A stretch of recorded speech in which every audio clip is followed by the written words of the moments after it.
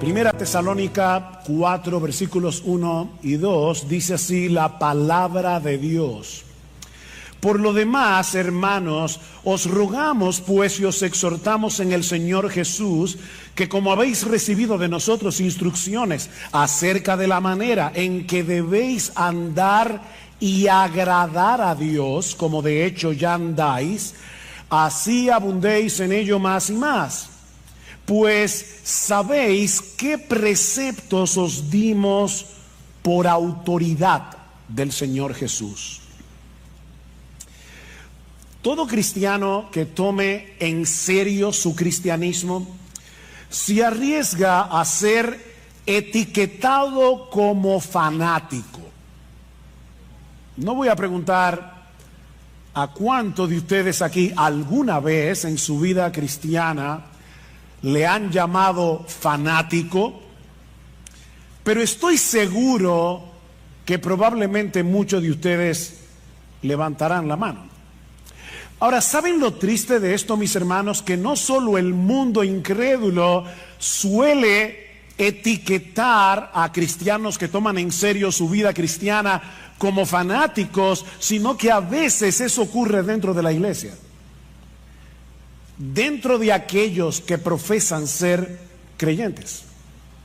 Sin embargo, existe una enorme diferencia entre un cristiano piadoso, entre un cristiano maduro y un fanático. Se trata de dos categorías tan distintas entre sí que yo me atrevo a afirmar sin lugar a dudas que es imposible que un fanático llegue a madurar espiritualmente a menos que abandone su fanatismo. Déjenme repetirles eso otra vez. Son dos categorías tan distintas que es imposible que un creyente pueda seguir creciendo, pueda seguir madurando espiritualmente a menos que abandone su fanatismo. El problema, mis hermanos, es que si no sabemos distinguir unos de otros, podemos etiquetar de fanático a un creyente al que deberíamos estar imitando. Yo me pregunto, ¿en cuántas de nuestras iglesias Pablo habría sido considerado un fanático? ¿O María de Betania? ¿O el mismo Señor Jesús? El diccionario de la Real Academia define el término fanático como alguien que defiende con tenacidad desmedida y apasionamiento creencias u opiniones religiosas, o alguien que está preocupado o ciegamente entusiasmado por una cosa. La palabra ciegamente es importante aquí. Si juntamos todo esto, el fanático es un individuo que posee un entusiasmo ciego, es decir, sin ninguna base racional por creencias u opiniones religiosas que él defiende con una tenacidad desmedida. R.C. Sproul lo define, esta me encanta, como una persona que habiendo perdido de vista su meta, redobla sus esfuerzos por alcanzarla. Una persona que habiendo perdido de vista su meta, redobla sus esfuerzos por alcanzarlas. En otras palabras, él va corriendo hacia ningún sitio y al del que se le mete en el medio. Eso es un fanático. Hermanos, la verdadera piedad también es apasionada. La verdadera piedad es fervorosa, pero a diferencia del fanatismo se trata de una pasión y de un fervor bien informado, bien dirigidos. Usando como referencia la definición de Sproul, el creyente piadoso también se esfuerza para alcanzar una meta, pero no es un entusiasmo ciego, sino que surge de una fe que descansa en lo que Dios ha revelado de sí mismo y de nosotros como cristianos en su palabra.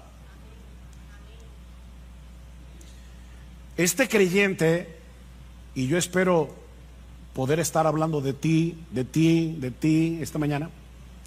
Este creyente quiere vivir su vida de tal manera que esa meta trazada por Dios mismo, esa meta suprema, gobierne todo lo que hace, cada decisión que toma, la forma como se relaciona con los demás, absolutamente todo.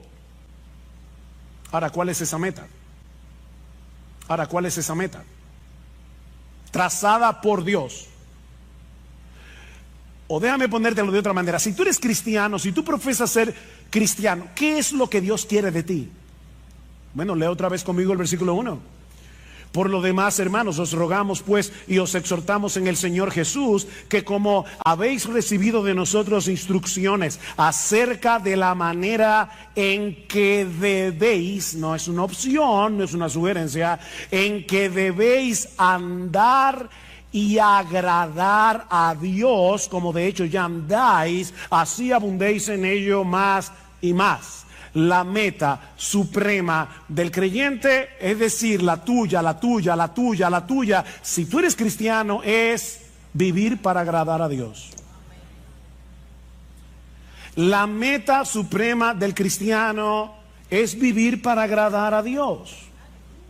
Eso era lo que Pablo les había enseñado a estos nuevos creyentes en Tesalónica. Vieron en el versículo 1, como dicen en la mitad, que como habéis recibido de nosotros instrucciones, o sea, ya ellos habían sido instruidos cuando Pablo, Silas y Timoteo visitaron la ciudad de Tesalónica por primera vez. Ahora, recuerden, hermanos, que Pablo y su equipo misionero solo estuvieron unas pocas semanas en Tesalónica antes de tener que salir de la ciudad por la persecución que se desató contra ellos. Y en ese breve tiempo, una de las cosas que ellos enseñaron a estos recién convertidos es que ellos debían vivir para agradar a Dios. De hecho, Pablo les recuerda en el capítulo 2, si van conmigo por favor al capítulo 2, en el versículo 10, Pablo dice: vosotros sois testigos y también Dios de cuán santa, justa e irreprensiblemente nos comportamos con vosotros los creyentes, así como sabéis de qué manera os exhortábamos, alentábamos e implorábamos a cada uno de vosotros como un padre lo haría con sus propios hijos, para que anduvierais como es digno del Dios que os ha llamado a su reino y a su gloria. Eso fue lo que Pablo, Silas y Timoteo le enseñaron a estos tesalonicenses recién convertidos en las pocas semanas que tuvieron allí. Compórtense como es digno del Dios que os llamó a su reino y a su gloria. Así que mi hermano, mi hermana, no importa si tú te convertiste hace 30 años, no importa si tú te convertiste hace 2 semanas, la meta suprema de tu vida debe ser agradar a Dios en todo lo que haces. La meta de tu vida es vivir como es digno de ese Dios que en una manera eficaz te llamó personalmente con nombre y apellido para que tú compartas su reino y su gloria. Te repito, yo no sé si te convertiste hace 30, 40, ahora en la actividad que teníamos con los nuevos hermanos de la iglesia que fueron recibidos recientemente. Les decía: bueno, mi nombre es Ugel Michelén, tengo 45 años de convertido. No importa. Y yo me convertí hace 6 meses, no importa. La meta tuya y la mía es exactamente la misma. Yo con 45 años, tú con 6 meses. Vivir para agradar a Dios. Vivir como es digno de ese Dios que nos llamó a ser parte de su reino y de su gloria. En otras palabras, como bien señala un comentarista, debemos vivir en este mundo caído, déjame ponértelo más fácil, según las directrices, los valores, las prioridades y la gloria de tu destino final. Eso fue lo que Pablo, Timoteo y Silas enseñaron a estos creyentes de Tesalónica tan pronto vinieron a Cristo en arrepentimiento y fe, y ahora que Pablo les escribe esta carta, les dice exactamente lo mismo. Versículo 1 otra vez: por lo demás, hermanos, os rogamos de nuevo y os exhortamos en el Señor Jesús de nuevo, que como habéis recibido instrucción cuando nosotros estábamos con ustedes personalmente en la ciudad, ahora les repito, vivan agradando a Dios. Otra vez, Pablo les ruega. Esa palabra significa pedir encarecidamente. Yo les pido encarecidamente, luego los exhorta. Esta palabra tiene muchas acepciones en el idioma original, pero podemos traducirla aquí: os ordenamos, como un capitán lo hace con su tropa. Piénsenlo así. Que vivan para agradar a Dios. Pablo era un buen pastor, y como un buen pastor, él se dirige a ellos con ternura: os rogamos, y con firmeza os ordenamos. ¿Ven? Ternura y firmeza al mismo tiempo. Y les recuerda que su ruego y su exhortación llevaban el sello de la autoridad del mismo Cristo. Os rogamos y exhortamos en el Señor Jesús. En otras palabras, como aquellos que hablan y escriben en el nombre del Señor Jesús. ¿Recuerdan la gran comisión? Jesús posee toda autoridad en el cielo y en la tierra, y Él es el que nos ruega y nos exhorta por medio de sus apóstoles y ahora por medio de su palabra, que tengamos como meta suprema en nuestras vidas vivir para agradar a Dios. Cuando queremos agradar a una persona, procuramos causarle satisfacción, complacerla, satisfacer sus expectativas, ¿no es así? Bueno, mis hermanos, nuestra meta en la vida, miren qué simple, es causarle satisfacción, es complacer, es satisfacer las expectativas de Dios. Esa es nuestra meta, según lo que Él nos ha revelado en su palabra, no según lo que a mí me parece. Nuestra meta, mis hermanos, no es agradarnos a nosotros mismos. Nuestra meta obviamente no es agradar al mundo. De hecho, Pablo nos dice en Gálatas capítulo 1 versículo 10 que no se puede vivir agradando a Dios y agradando al mundo al mismo tiempo. Eso no se puede. Dice: pues busco ahora el favor de Dios o el de los hombres, pregunta Pablo, o trato de agradar a los hombres. Pues si todavía agradara a los hombres, no sería siervo de Cristo. No se puede ser siervo de Cristo y vivir tratando de agradar a los hombres. Esas dos metas son incompatibles. Es como tratar de ir a Santiago y a Samaná al mismo tiempo. No se puede. Por otro lado, esta meta excluye vivir la vida cristiana en automático. ¿Y eso qué significa? Bueno, tratar de cumplir con una serie de reglas, de deberes, por las reglas y por los deberes en sí mismos. ¿Por qué tú viniste a la iglesia hoy? ¿Por qué cuando los hermanos estaban cantando tú estabas cantando? porque es lo que se espera de ti como cristiano. Tengo que hacer esto porque eso es lo que el cristiano está supuesto a hacer. No, mis hermanos, no.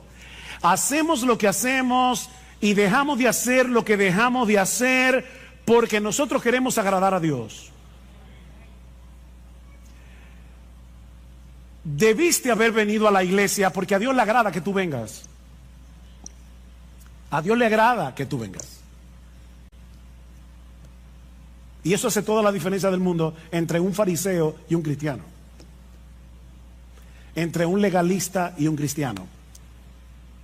Dice John Piper, agradar a Dios no es simplemente un deber religioso.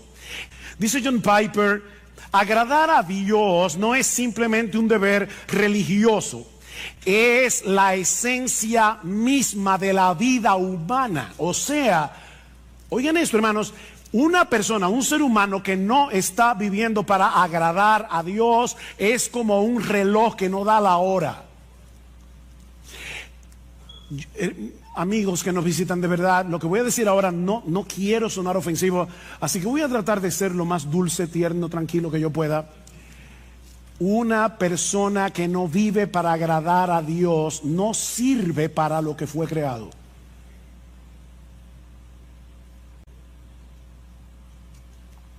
Porque agradar a Dios es la esencia de la vida humana. Y el ejemplo más evidente de esa realidad, obviamente, el modelo por excelencia es Jesús. Él es el modelo por excelencia de lo que significa ser humano. No olviden que sí, Jesús era verdadero Dios, pero cuando se encarnó, era verdadero hombre. Verdadero Dios, verdadero hombre. Dice el Señor en Juan 8:29, el Padre no me ha dejado solo porque yo hago siempre lo que le agrada. Yo hago siempre lo que le agrada, a tal punto que en el huerto de Getsemaní le dijo, Padre mío, si es posible pasa de mí esta copa, pero que no sea mi voluntad sino la tuya. O sea, Cristo estuvo dispuesto a agradar a Dios aunque eso implicara su muerte en la cruz, hasta ese punto. Yo hago siempre lo que le agrada. Jesús no vivió su vida terrenal en automático. Él siempre hizo lo que hizo con una meta delante de sus ojos. Yo quiero agradar a mi Padre que me envió. Bueno, pero eso es Jesús, que era un hombre perfecto, sin pecado, pero la realidad es que nadie puede agradar a Dios aunque lo intente, pastor. ¿Acaso no dice en Isaías capítulo 64, versículo 6, que todas nuestras justicias son como un trapo de inmundicia delante de Él? El mismo Dios dice en su palabra que todas nuestras justicias son como un trapo de inmundicia. ¿Cómo yo puedo agradar a Dios? Ese es un buen ejemplo de un texto citado fuera de contexto. Y recuerden que un texto fuera de contexto es un pretexto.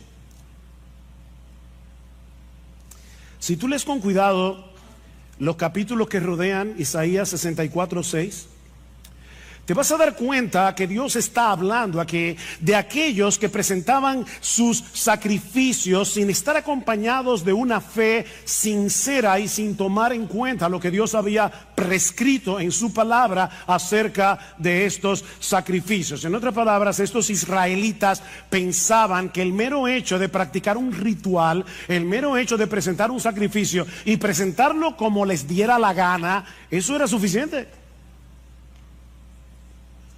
Pero ese texto no está diciendo que ningún creyente del Antiguo Testamento no podía agradar a Dios. En ese mismo pasaje, y ahí es que uno ve cómo el leer un texto fuera de contexto se convierte en un problema, porque si tú lees, ¿verdad? Déjenme decirles algo que yo espero que ustedes estén bien despiertos, pero Isaías 64:6 está después de Isaías 64:5. ¿Lo captaron? Ok. Déjame decirte lo que dice el texto anterior, Isaías 64:5. saliste al encuentro del que con alegría hacía justicia, de los que se acordaban de ti en tus caminos. Algunos israelitas sí estaban haciendo justicia, y esas justicias no eran un trapo de inmundicia. ¿Y quiénes eran esos israelitas cuyas obras no eran trapo de inmundicia? Bueno, déjame darte ahora algo más profundo. Isaías 64:6 está después de Isaías 64:5, e Isaías 64:5 está después de Isaías 64:4. Hoy estoy profundo. Y en Isaías 64:4 dice que los que agradan a Dios son aquellos que esperan en Él. Son aquellos que no están tratando de ganarse el favor de Dios a través de sus sacrificios. Son hombres y mujeres que esperan en Dios.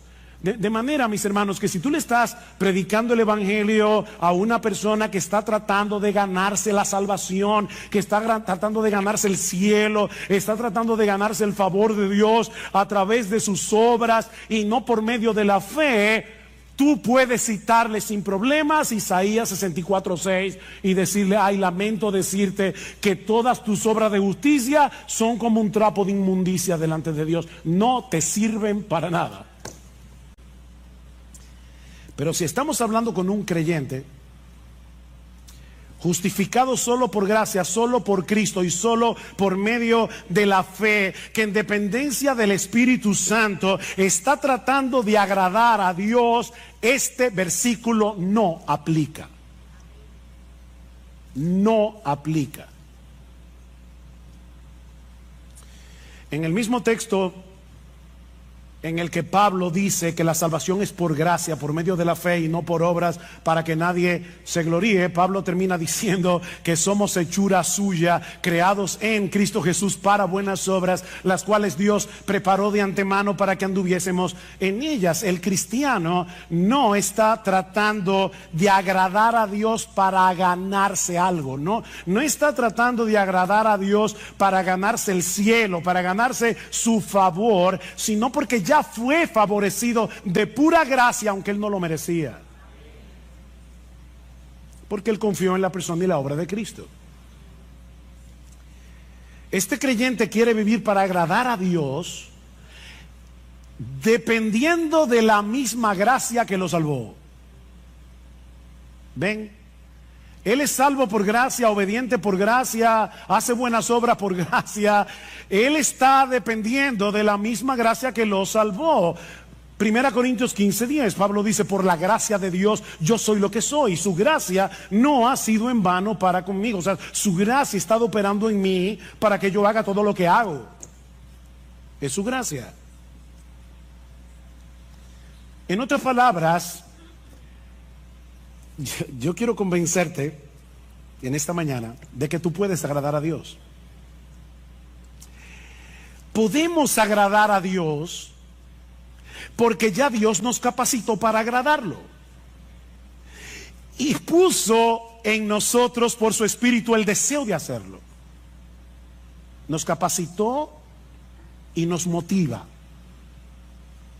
Uno de los pasajes del Nuevo Testamento que mejor expresa esa misteriosa interacción entre el obrar de Dios y nuestro obrar, y de paso es uno de mis textos favoritos del Nuevo Testamento, es Hebreos capítulo 13, versículo 20 y 21, en una doxología donde Pablo expresa lo siguiente: y el Dios de paz, que resucitó de los muertos a nuestro Señor Jesucristo, el gran pastor de las ovejas, por la sangre del pacto eterno, os haga, ese buen pastor, os haga aptos en toda buena obra, para que hagáis su voluntad. Ahora el misterio: haciendo Él en vosotros lo que es agradable delante de Él por Jesucristo. Haciendo Él en vosotros lo que es agradable delante de Él por Jesucristo, al cual sea la gloria por los siglos de los siglos. Amén.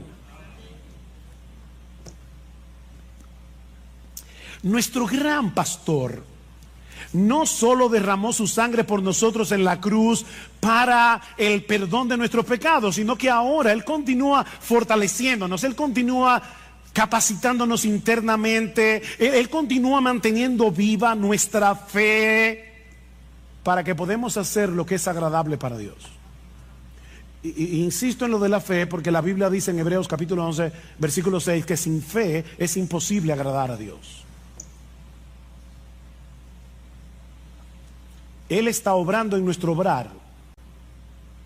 Y a Dios le agrada ver la obra de su Hijo en nuestro obrar. O como dice Pablo en Filipenses 2:13, Él es el que está produciendo en nosotros el querer como el hacer por su buena voluntad. Esas obras que hacemos en unión con Cristo, esas obras que hacemos en unión con Cristo, en dependencia de Cristo, por el poder de Cristo, no son trapos de inmundicia. No son trapos de inmundicia. De manera que si tú eres un creyente, un verdadero creyente, no solamente puedes, es que tú debes vivir agradando a Dios. No vivas tu vida cristiana en automático, por inercia, haciendo ciertas cosas, dejando de hacer otras, porque eso es lo que se espera de una persona que dice ser cristiana. O sea, no sea como el esposo que el día del aniversario le lleva un ramo de rosas a su esposa porque vio en un anuncio que esa era una de las cosas que un esposo puede hacer para que la esposa no tenga malas el día del aniversario. Ay, gracias mi amor por ese ramo de rosas. No, no te preocupes, es mi deber. Mira, créeme, a tu esposa no le va a hacer ninguna gracia. Porque lo que hace feliz a tu esposa no es el ramo de rosas, es tu deseo de agradarla. Como ella entiende, ¿verdad? El agrado.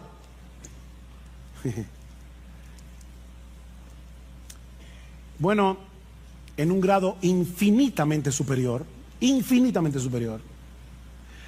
todo aquel que sabe que fue elegido por Dios el Padre para salvación desde antes de la fundación del mundo, todo aquel que sabe que Dios el Hijo derramó su sangre en una cruz para el perdón de nuestros pecados, todo aquel que sabe que Dios, el Espíritu Santo, le cambió su corazón, le dio nueva vida para que pudiera arrepentirse y creer en Cristo, debe anhelar de todo corazón vivir para agradar a aquel que lo amó de ese modo.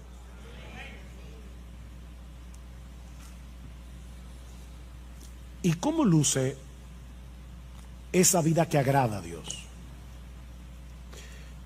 O planteándolo de otro modo, ¿cómo podemos los creyentes vivir de tal manera que Dios se agrade con nosotros?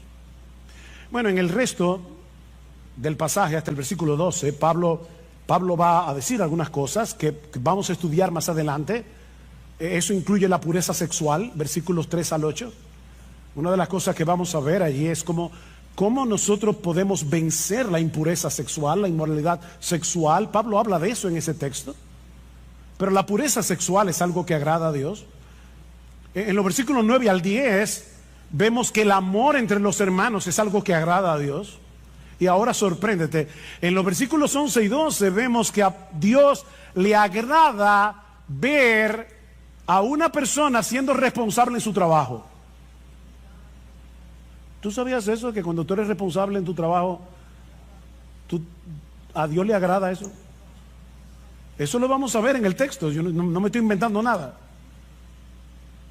Así que en este pasaje vemos que la pureza sexual, el amor entre los hermanos, el amor creciente entre los hermanos y la responsabilidad laboral son cosas que agradan a Dios. Pero la Biblia menciona muchas otras cosas. que son del agrado de Dios. En el texto que leímos al principio, en la carta de Pablo a los colosenses, Pablo dice a estos hermanos que él está orando por ellos y pidiendo que ellos sean llenos del conocimiento de su voluntad en toda sabiduría e inteligencia espiritual, para que andéis como es digno del Señor, agradándole en todo. Pastor, en el texto griego, ¿qué significa la palabra todo? Eso mismo. Todo. Todo. ¿Y cómo yo hago eso? Bueno, el texto sigue hablando y nos dice algunas formas en las que nosotros podemos agradar al Señor. Dice, llevando fruto en toda buena obra, una vida fructífera agrada a Dios.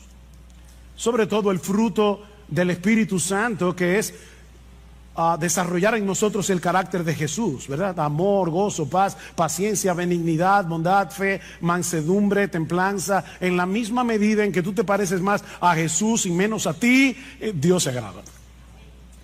Creciendo en el conocimiento de Dios, dice Pablo. Lo que agrada a Dios no es que llenemos la cabeza de teología, de informaciones, es que crezcamos en nuestro conocimiento de Él para disfrutar de una mayor intimidad con Él. A mí me encanta leer biografías, es una de mis secciones de lecturas favoritas. Me encanta leer biografías. Recientemente estuve leyendo, he leído 2 biografías en este año. La biografía de R.C. Sproul, que murió hace recientemente, y la biografía de Tim Keller, que también murió hace relativamente poco tiempo. Yo tuve la oportunidad de saludar a esos 2 hombres en diferentes eventos. Ahora, si ustedes me preguntan, ¿tú conociste a R.C. Sproul? Mi respuesta, no. ¿Tú conociste a Tim Keller? No. Yo tengo información acerca de ellos 2, pero yo no los conocía. Bueno, se puede tener información de Dios y no conocer a Dios. Pero Pablo sigue diciendo, o sea, la vida fructífera agrada a Dios, crecer en el conocimiento de Dios, obviamente agrada a Dios. Pregúntale a tu esposa, esposo, si a ella no le agrada que tú crezcas en tu relación con ella. Pero en tercer lugar, fortalecidos con todo poder conforme a la potencia de su gloria, para toda paciencia y longanimidad, es decir, para toda paciencia y perseverancia, sobre todo en medio de las presiones, en medio de las pruebas. ¿Sabes qué, mi hermano? Cuando tú estás sufriendo, cuando tú estás en medio de una gran aflicción, y por obra del Espíritu Santo en ti que te capacita, tú soportas la aflicción en el poder que viene de Dios, eso agrada a Dios. Ese texto me fue una tremenda bendición esta semana. Estaba muy agobiado en mi pensamiento con varias cosas. Y me alegra que en uno de los salmos dice, ¿quién me diese alas de águila y vuele hasta yo no sé dónde? ¿Verdad que hay momentos que uno quiere desaparecerse del mapa? ¿O a ti no te pasa? Y con ese sentimiento en mi corazón, créame, vino ese texto a mi mente. Y yo dije, no, Padre, perdóname. O sea, el asunto aquí no es huir, no es escapar, es fortalecerme en ti. Porque cuando yo hago eso, a ti te agrada, a ti te agrada que en la prueba, en el dolor, me fortalezca en Dios. Eso agrada a Dios.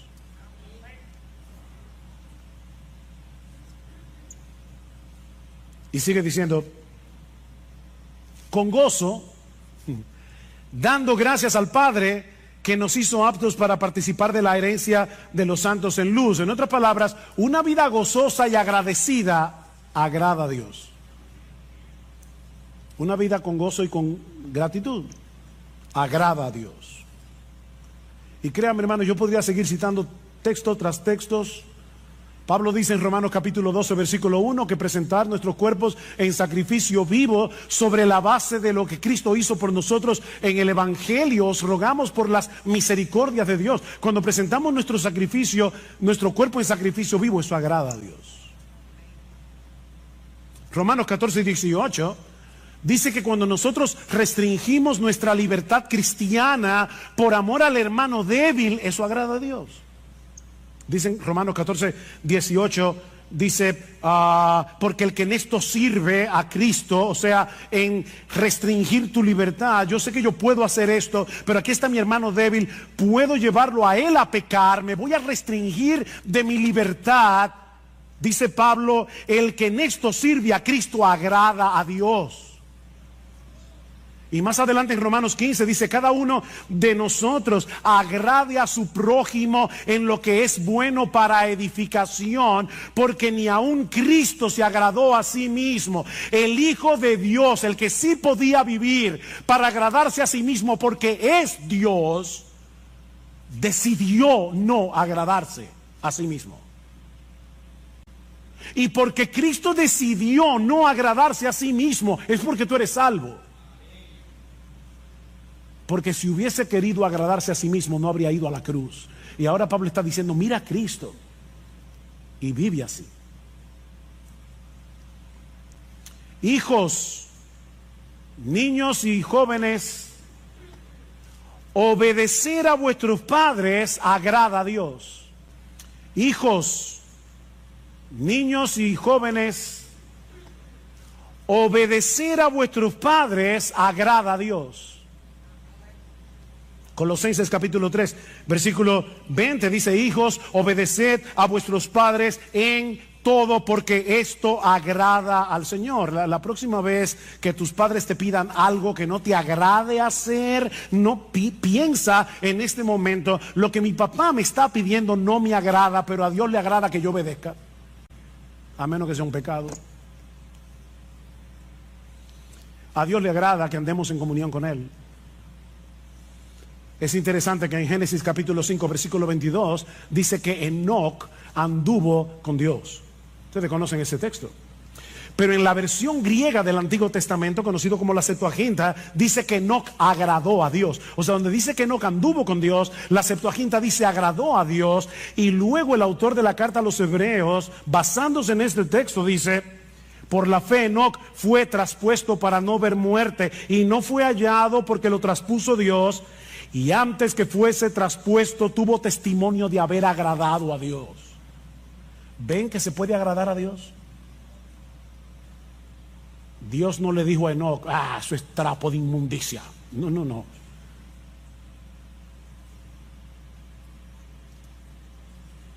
A Dios no le agrada que tú tomes tu Biblia y la leas como un fariseo, porque hay que leer la Biblia. No, Él quiere que tú quieras tener comunión con Él, leyendo su palabra, que quieras tener comunión con Él en oración, que te pases el día viviendo con Dios, andando con Dios, en el día a día. Eso agrada a Dios. A Dios le agrada que los pastores prediquemos fielmente su palabra. Ese texto siempre es una motivación para mí. En 1 Tesalonicenses capítulo 2 versículo 4 dice Pablo que su exhortación a ellos no procedió de error ni de impureza ni fue con engaño, sino que así como hemos sido aprobados por Dios para que se nos confiara el evangelio, así hablamos, no como agradando a los hombres, sino a Dios. O sea, Pablo dice, cuando yo predico la palabra, yo no trato de agradar a los hombres. Claro, tampoco me digo hay que ofenderlos. Pero mis hermanos, cuando un pastor predica fielmente la palabra, eso agrada a Dios. A Dios le agrada que compartamos lo nuestro con el que tiene necesidad. Hebreos capítulo 13, versículo 16, y de hacer el bien y de la ayuda mutua, no os olvidéis, porque de tales sacrificios se agrada a Dios. ¿Quiere que te cite más textos? No puedo. Alguien lo resume de esta manera: cada vez que tú confías, o sea, vives por fe y obedeces, estás agradando a Dios. Cada vez que tú confías y obedeces, estás agradando a Dios. Así de sencillo. Él sabe que nuestra fe no es perfecta. Él sabe que nuestra obediencia no es perfecta. Él no está esperando perfección para agradarse de nosotros. Lo que Él está esperando es que nosotros vivamos intencionalmente para Él en dependencia de Él. No te olvides, mi hermanos, que Él es nuestro Padre en virtud de nuestra unión con su Hijo. Y es a ese Padre que estamos tratando de agradar. ¿Tú te imaginas a un padre sensato, normal, con buen juicio, mirando con desagrado la tarjeta de cumpleaños que le hizo su niña de 5 años porque no le gustó el color de la cartulina o porque tuvo una falta de ortografía? Es absurdo, ¿verdad? Bueno, parece que algunos cristianos se imaginan a Dios mirándonos de esa manera. No me gustó el color de la tarjeta. Trapo de inmundicia. A.W. Tozer dice: de la falta de comprensión adecuada de Dios surge un mundo de infelicidad entre los buenos cristianos de hoy, un mundo de infelicidad. Y luego añade: se piensa que la vida cristiana consiste en llevar una cruz sombría y sin alivio bajo la mirada de un padre severo que espera mucho y no excusa nada. Un padre austero, malhumorado, muy temperamental y extremadamente difícil de complacer. ¿Te ha pasado eso por la cabeza? ¿Has visto alguna vez a Dios así? Ese no es el Dios de la Biblia. Ese no es el Dios que se nos revela en la Escritura como el Padre de nuestro Señor Jesucristo y que ha venido a ser ahora nuestro Padre por causa de nuestra unión con Él. Si eres creyente, mi hermano, ahora tú estás vestido con la ropa de gala de la justicia perfecta de Jesús y por lo tanto tus intentos de agradar a Dios no son un trapo de inmundicia, es la ropa de Jesús. Pedro dice en su primera carta que los cristianos ofrecemos a Dios sacrificios espirituales que son aceptables a Dios por medio de Jesucristo. Yo he oído hermanos que le da vergüenza cantar en voz alta porque no cantan bien. O ellos creen que no lo voy a juzgar ahora, ¿verdad? O sea, ellos creen que nacieron con oreja, pero no con oído musical. Y prefieren cantar bajito. Mira, canta.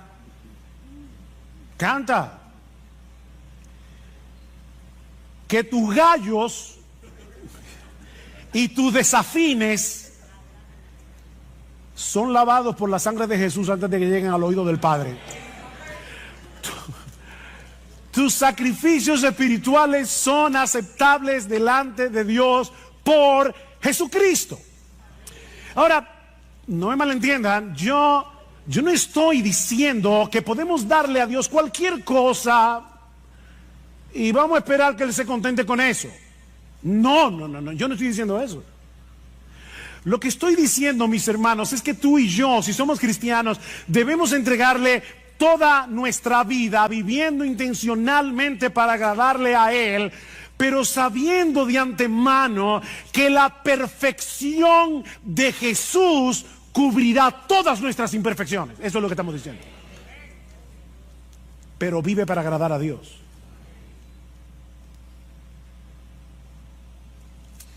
Pero el texto no termina ahí. Hay una segunda enseñanza en este pasaje. Ya vimos que la meta suprema del cristiano es vivir para agradar a Dios. Pero mucho más brevemente, no os preocupéis, mucho más brevemente, este texto también nos enseña que vivir para agradar a Dios es una meta en constante crecimiento. ¿Qué dice el texto? Por lo demás, hermanos, os rogamos, pues os exhortamos en el Señor Jesús, que como habéis recibido de nosotros instrucciones acerca de la manera en que debéis andar y agradar a Dios, como de hecho ya andáis, así abundéis en ello más y más. Que abunden en eso.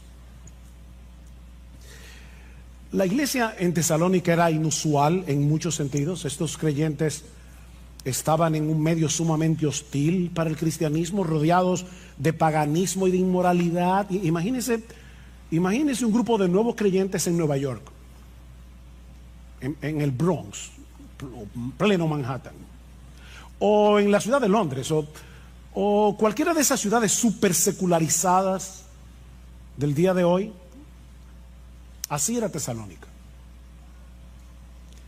Pero desde el momento en que Pablo y su equipo misionero le llevaron el evangelio, lo abrazaron de todo corazón, y dice en el capítulo 1, versículo 7, que ellos llegaron a ser un ejemplo para los creyentes en toda Macedonia y Acaya. O sea, en poquitas semanas esta iglesia llegó a ser una iglesia estable, una iglesia en crecimiento, una iglesia ejemplar. Pero Pablo está empeñado en que no se estancaran espiritualmente. Ya estaban tomando en serio sus vidas cristianas. Ven al versículo 1 otra vez. Dice, como de hecho ya andáis. Ven el paréntesis. Dice, yo les exhorto a que vivan así. De hecho, ustedes están viviendo así. Pero abunden en eso. Pero abunden en eso. Abunden en eso. Pablo quiere que la fe de estos hermanos, su piedad, sea desbordante. ¿Qué es lo que significa la palabra abundar? Que desborde, como un río. Es la misma palabra que aparece tanto en capítulo 3, versículo 12, como en el capítulo 4, versículo 9 y 10, cuando Pablo dice, ustedes ya se aman mutuamente, pero abunden en eso. Ámense más. Crezcan en su amor. Estiren el corazón. Bueno, lo que Pablo está diciendo es, ya ustedes están viviendo una vida que agrada a Dios. Ya lo están haciendo. Wow, qué elogio para una iglesia. Pero no se den el lujo de quedarse donde están. No se den ese lujo.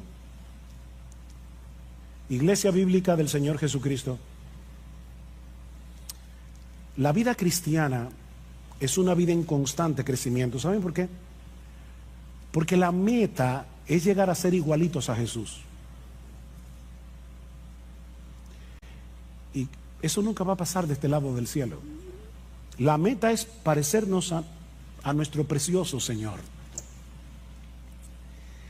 En ese sentido, el mismo Pablo es un buen ejemplo a imitar, escribiendo a los filipenses. Pablo, hermano, Pablo. Algunos dicen que después de Jesús no ha habido en toda la historia de la iglesia un cristiano como Pablo. No ha habido un predicador como Pablo. No ha habido un hombre más apasionado con el evangelio que Pablo. No ha habido un hombre más capaz de sufrir por Cristo que Pablo. Y Pablo dice, yo sigo avanzando por ver si logro asir, o sea, agarrar aquello para lo cual yo también fui asido por Cristo Jesús. Cristo me agarró para algo y mi meta es cumplir eso para lo que Cristo me agarró. Yo no sé para qué Cristo te agarró a ti, mi hermano, pero escucha a Pablo. Dice, hermanos, yo mismo no pretendo haberlo ya alcanzado, pero una cosa hago. Un hombre de una sola cosa, una sola meta. Una cosa hago, olvidando ciertamente lo que queda atrás y extendiéndome a lo que está delante. Prosigo a la meta, al premio del supremo llamamiento de Dios en Cristo Jesús. ¿Han visto esos corredores cuando están llegando a la meta, sacan el pecho para ser los primeros que rompan la cosa esa, no sé cómo se llama, la cinta? Bueno, eso es lo que Pablo está diciendo. Yo estoy corriendo, pero es con el pecho afuera. Yo quiero romper esa cinta. Bueno, si Pablo no pretendí haberlo alcanzado. Saca tu conclusión. Mis hermanos, eso no es fanatismo. Eso no es fanatismo. Yo le dije al principio, me pregunto si Pablo hubiera sido considerado como un fanático por cristianos de una iglesia. Es que tú sabes que Pablo es como que, yo no sé, como que se coge la cosa muy en serio. De verdad, yo creo que Pablo hubiera sido considerado como fanático en nuestras iglesias. Pero mis hermanos, eso no es fanatismo, eso es cristianismo, puro y simple. Ni siquiera quiero que piensen en cristianismo radical. No, quítenle lo radical. Eso es cristianismo sin apellido. Eso es ser cristiano. Vivir para agradar a Dios. Eso es ser cristiano. Ese no es el privilegio de unos cuantos cristianos super espirituales. Una casta que hay en la iglesia. Me llama la atención que escribiéndole a los corintios, nada más y menos que a los corintios, era una iglesia tan madura, una iglesia llena de problemas. Y en esa carta Pablo compara la vida cristiana práctica con una carrera. ¿Y saben lo que Pablo le dice a esos cristianos de Corinto, de una iglesia tan mala? Corran esta carrera de tal manera que si uno solo va a ser el que se lleve el premio, que seas tú. Vive así. Estamos aquí todos juntos en esta carrera. IBCJ, miembros de IBCJ, todos estamos aquí corriendo. Y ya nos anunciaron que uno solo se va a llevar el premio. Uno solo. Mira, corre. Ah, no, yo sé que va a ser, seguro que va a ser uno de los pastores. No. Porque el mismo Pablo dice en ese texto, yo sigo corriendo y trato de correr bien, no sea que habiendo sido yo heraldo para muchos, después yo sea descalificado en la carrera. Cualquiera de nosotros puede ser descalificado aquí. Corre tú, mi hermano, mi hermana, corre tú, como si fueras el único que fuera a llevarte el premio. ¿No sabéis que los que corren en el estadio, todos a la verdad corren, pero uno solo se lleva el premio? Le dice Pablo a estos creyentes. Corred de tal manera que lo obtengáis.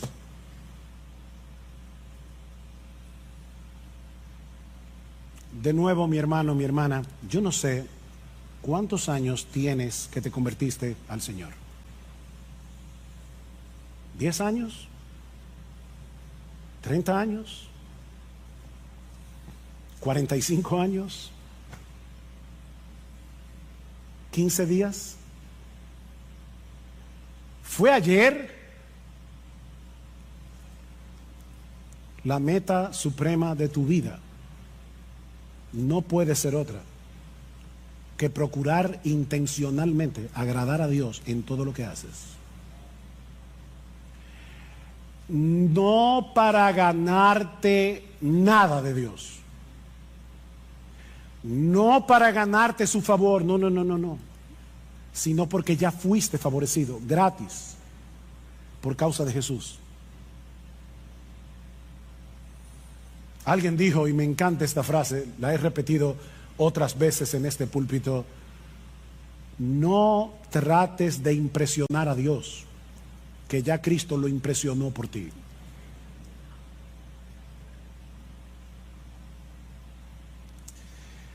Para ponerlo de una manera que los niños que están aquí puedan entenderlo. Niños, cuando nos convertimos a Cristo, Dios nos puso a nosotros la nota de Jesús en todas las materias. La nota de Jesús en todas las materias. Ya yo sé de antemano, cuando yo llegue al cielo y abra mi récord, yo tengo A más en todas las materias. Porque lo que hizo Dios es que me puso a mí la nota de Jesús y a Jesús le puso la mía, y por eso murió en la cruz. Y es descansando en esa justicia perfecta que ya tenemos en Él. Es descansando en esa obra del Espíritu en nosotros, que ahora podemos seguir creciendo en nuestra relación con el Señor. Ahora podemos seguir creciendo en nuestra capacidad de amar a otros. Ahora podemos seguir creciendo en nuestra vida de santidad, en nuestro testimonio ante el mundo incrédulo. Y sobre todas las cosas, ahora podemos parecernos cada vez más a nuestro precioso Señor Jesucristo. Y eso es lo que más agrada a Dios, ver a su Hijo en nosotros. Así que, hermano, para concluir, olvídate todo lo que ha quedado atrás en tu vida cristiana. Todo, olvídate de eso. Y continúa extendiéndote hacia lo que tienes por delante. Porque no existe, óyeme bien, no existe una vida más plena, más bienaventurada, más dichosa, más satisfactoria, y no sé ya cuántos otros adjetivos usar,